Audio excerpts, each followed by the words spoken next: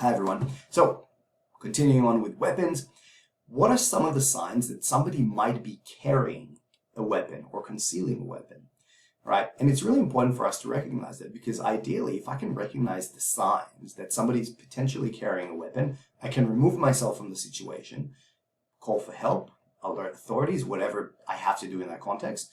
Or alternatively, if I don't have the option, but I can see the person is about to do something, I might be able to stop him before they draw the weapon and engage.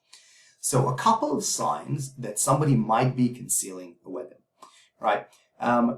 So first of all, there might be a change to how they walk, to their gait or their posture, depending on what kind of weapon and how long or how heavy it is, right? But if they've got something long down their pants, like, a machete or a bat or a shotgun or God knows what, right? They might be walking slightly differently because it is uncomfortable to carry, or because they're trying to conceal it in how they walk.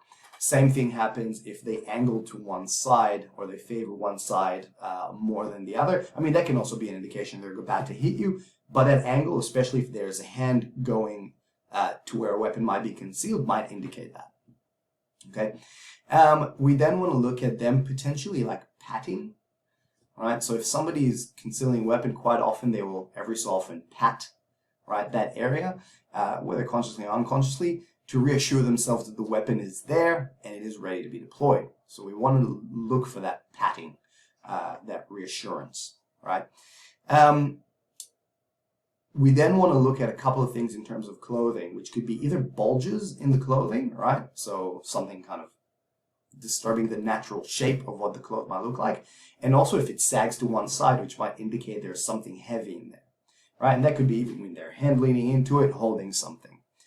And then I also want to look at whether I can see 10 fingers, right? Even if I've got my hands on my hips like this, right, where I'm kind of talking, I might still actually be able to hold something there where you can't see it, right? So case in point, I could be talking here, right, where really I might be holding something I can stab. I'm just using a pen, but it could be anything, right? So we want to look at these things, right? I'm going to go through them again, right? Changed gait or posture, patting where the weapon is concealed, angling the weapon side away from the intended victim, resting the hand in or over the pocket where they might conceal something, bulges in the clothing, if you can't see 10 fingers, and if the clothing sags on one side.